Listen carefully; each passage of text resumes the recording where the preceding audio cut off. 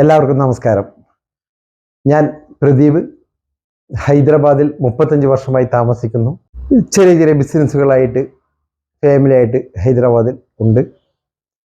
ചെറിയ സംഘടനാ പ്രവർത്തനങ്ങളൊക്കെ ഉണ്ട്. തണൽ മലയാളി സേവാ സമിതിയുടെ ജനറൽ സെക്രട്ടറിയായി ഞാൻ പ്രവർത്തിക്കുന്നു. 15 വർഷമായിട്ട് തണൽ മലയാളി സേവാ സമിതി ഹൈദരാബാദിൽ മലയാളികളുടെ ചാരിറ്റികൾക്കായിട്ട് പ്രവർത്തിക്കുന്നുണ്ട്.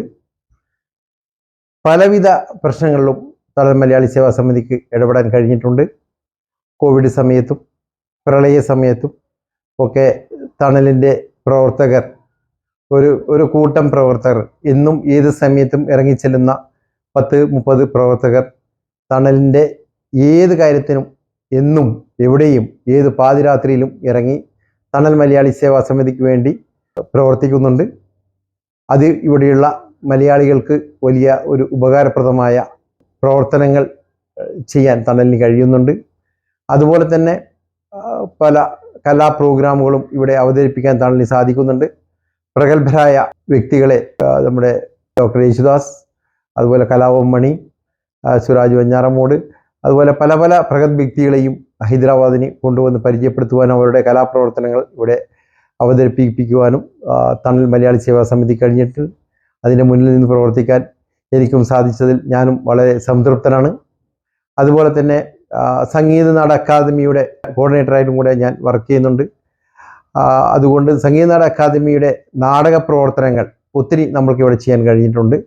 സംഗീത നാട അക്കാദമിയുടെ പ്രവാസി അമേച്ചർ നാടക മത്സരത്തിൽ 5ഓളം നാടകങ്ങൾ നമുക്ക് തെലങ്കാനയ്ക്ക് സമർപ്പിക്കുവാൻ കഴിഞ്ഞിട്ടുണ്ട്, അതിൽ അവതരിപ്പിക്കാൻ കഴിഞ്ഞിട്ടുണ്ട്. അതിൽ 3 നാടകങ്ങൾ തണലിൻ്റെ നാടകങ്ങളായിരുന്നു. മദ്രാസ്, ബാംഗ്ലൂർ, അതുപോലെ ഹൈദരാബാദ്, ഇവിടെയൊക്കെ അതിൻ്റെ കോമ്പറ്റീഷനിൽ നമ്മൾക്ക് നാടകം അവതരിപ്പിക്കാൻ കഴിഞ്ഞിട്ടുണ്ട്. റീസെൻ്റ്ലി ഭൂതബലി എന്നൊരു നാടകം നമ്മൾ ഇവിടെ ഹൈദരാബാദിൽ അവതരിപ്പിച്ച് വളരെ പ്രശംസ നേടാൻ നമ്മൾക്ക് സാധിച്ചിട്ടുണ്ട്. അതുപോലെ ആദ്യത്തെ നാടകമായിരുന്നു തണലിൻ്റെ നാടകക്കാരൻ എന്നുള്ള നാടകം. അത് നമ്മൾ മദ്രാസിൽ അവതരിപ്പിച്ച് വളരെയധികം പ്രശംസ നേടാൻ കഴിഞ്ഞിട്ടുണ്ട്. അതുപോലെയുള്ള മറ്റുള്ള പ്രവർത്തനങ്ങൾ എന്ന് വെച്ചാൽ മലയാളം മിഷൻ്റെ പ്രസിഡൻ്റായിട്ട് ഞാനിപ്പോൾ വർക്ക് ചെയ്യുന്നു. തെലങ്കാന ചാപ്റ്ററിൻ്റെ സെക്രട്ടറി ആയിട്ട് ഞാൻ 2 വർഷം ഉണ്ടായിരുന്നു.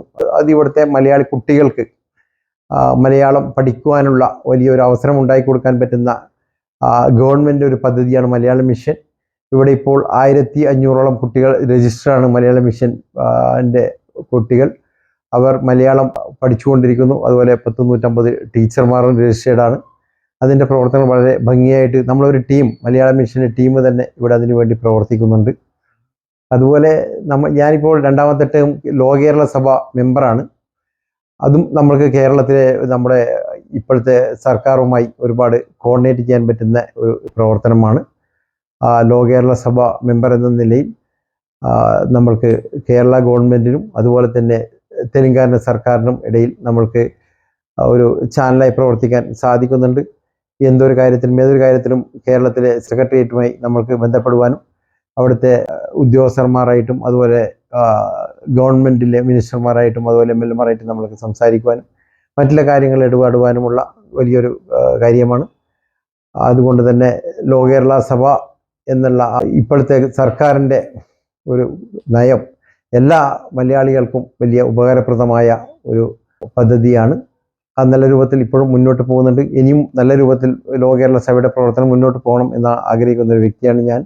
ഏതൊരു സംഘടനയായാലും ഏതൊരു പ്രവാസി മലയാളി ആയാലും അവർക്ക് എന്തെങ്കിലും ഒരു ചാരിറ്റി പ്രവർത്തനം ചെയ്യാൻ കഴിയുമ്പോൾ മാത്രമേ അദ്ദേഹത്തിൻ്റെ പ്രവർത്തനം ബാക്കിയുള്ള പ്രവർത്തനത്തിലും അത് പൂർത്തിയാക്കാൻ കഴിയുകയുള്ളൂ.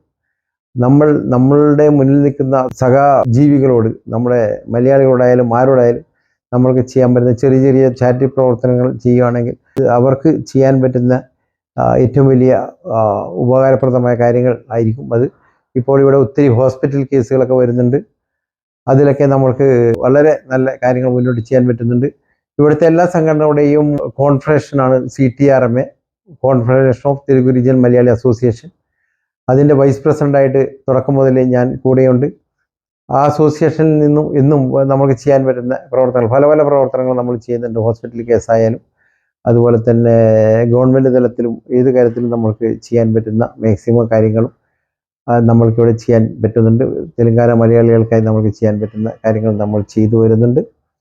അതുപോലെ തന്നെ ഞാൻ ഇവിടെ ഇപ്പോൾ ഈ 10-30 വർഷമായിട്ട് ബിസിനസ്സാണ്. എൻ്റെ ബിസിനസ് കേരളത്തിലെ കുറച്ച് കമ്പനികളുടെ ഡിസ്ട്രിബ്യൂഷനും സൂപ്പർ സ്റ്റോക്കിസ്റ്റും ഒക്കെയാണ് ഞാൻ. കേരളത്തിലെ പ്രമുഖ കമ്പനികളായ ഡബിൾ ഹേഴ്സ്, പവിഴം, കേര, KPL, ധാത്രി ഇതുപോലുള്ള കമ്പനികളുടെയൊക്കെ സൂപ്പർ സ്റ്റോക്കിസ്റ്റാണ്. സാധനങ്ങൾ കേരളത്തിൽ വരുത്തിക്കുകയും ഇവിടെയുള്ള 10-100ഓളം കേരള ഷോപ്പ് മുഖാന്തരം ഭക്ഷ്യസാധനങ്ങളും അതുപോലെ മലയാളികൾക്ക് ആവശ്യമായ സാധനങ്ങളൊക്കെ ഇവിടെ വിതരണം ചെയ്യുവാൻ എനിക്ക് സാധിക്കുന്നുണ്ട്. അതെൻ്റെ ഒരു ചെറിയ വരുമാന മാർഗവുമായി വരുന്നുണ്ട്. എൻ്റെ ഭാര്യ യമുന എൻ്റെ കൂടെ ബിസിനസ്സിൽ നല്ല രൂപത്തിൽ എൻ്റെ കൂടെ തന്നെ നിന്ന് പ്രവർത്തിക്കുന്നു. മക്കൾ 2 പേരാണ്. ഉജ്ജ്വൽ രാജ് ഡിഗ്രി കഴിഞ്ഞ് PG ചെയ്തുകൊണ്ടിരിക്കുകയാണ് ഇപ്പോൾ. മകള് +2 പഠിക്കുന്നു, അഞ്ജന സിവിയ. ഇതാണ് എൻ്റെ കുടുംബം. പ്രവാസി മലയാളികൾക്കായി നോർക്കയുടെ പല പദ്ധതികളും നമ്മൾ വേണ്ട രൂപത്തിൽ എടുക്കുന്നില്ല എന്നുള്ളൊരു ചിന്തയുണ്ട് എനിക്ക്. നോർക്കയുടെ സാറ്റലൈറ്റ് ഓഫീസ് ഇവിടെ തെലുങ്കാനയിൽ നമ്മുടെ മെട്ടുകുടയിൽ പ്രവർത്തിക്കുന്നുണ്ട്. അവിടെ ഒരു സ്റ്റാഫുമുണ്ട്.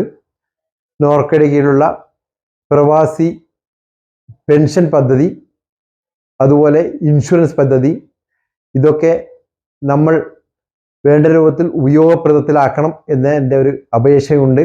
അതിനെക്കുറിച്ചുള്ള എല്ലാ വിവരങ്ങളും നോർക്കയുടെ സാറ്റലൈറ്റ് ഓഫീസിൽ സമീപിക്കുകയാണെങ്കിൽ നമ്മൾക്ക് അറിയാൻ കഴിയുന്നതാണ്.